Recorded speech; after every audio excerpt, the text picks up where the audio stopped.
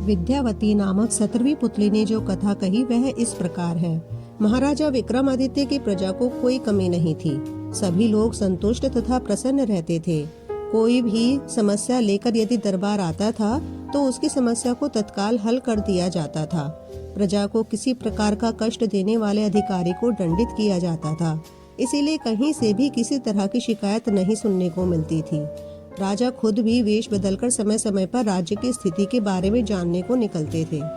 ऐसे ही एक रात जब वे वेश बदलकर अपने राज्य का भ्रमण कर रहे थे तो उन्हें एक झोपड़े से एक बातचीत का अंश सुनाई पड़ा।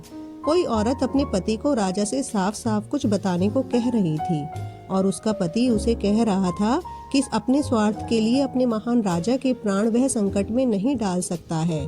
विक्रम समझ गए कि उनकी समस्या से उनका कुछ संबंध है। उनसे रहा नहीं गया।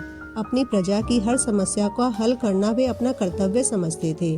उन्होंने द्वार खटखटाया तो एक ब्राह्मण दंपति ने दरवाजा खोला। विक्रम ने अपना परिचय देकर उनसे उनकी समस्या के बारे में पूछा तो वे थर-थर कांपने लगे। जब उन्होंने निर्भय होकर उन्हें सब कुछ स्पष्ट बताने को कहा तो ब्राह्मण ने उन्हें सारी बात बता दी।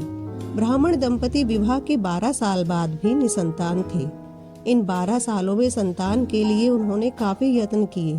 व्रत, उपवास, धर्म, कर्म, पूजा पाठ हर तरह की चेष्टा की, पर कोई फायदा नहीं हुआ। ब्राह्मणी ने एक सपना देखा है। स्वप्न में एक देवी ने आकर उसे बताया कि 30 कोस की दूरी पर पूर्व दिशा में एक घना जंगल है, जहाँ कुछ साधु सन्यासी शिव की स्तुति कर रहे हैं। शिव को प्रसन्न करने के लिए हवन कुंड में अपने अंग काटकर डाल रहे हैं। अगर उन्हीं की तरह राजा विक्रमादित्य उस हवन कुंड में अपने अंग काटकर फेंकें तो शिव प्रसन्न होकर उनसे उनकी इच्छित चीज मांगने को कहेंगे। वह शिव से ब्राह्मण दंपति के लिए संतान की मांग कर सकते हैं और उन्हें संतान प्राप्ति हो जाएगी। विक्रम ने यह बात सुनकर उन्हें आश्वासन दिया कि वे यह कार्य अवश्य करेंगे। रास्ते में उन्होंने बेतालों को स्मरण कर बुलाया तथा उस हवन स्थल तक पहुंचा देने को कहा।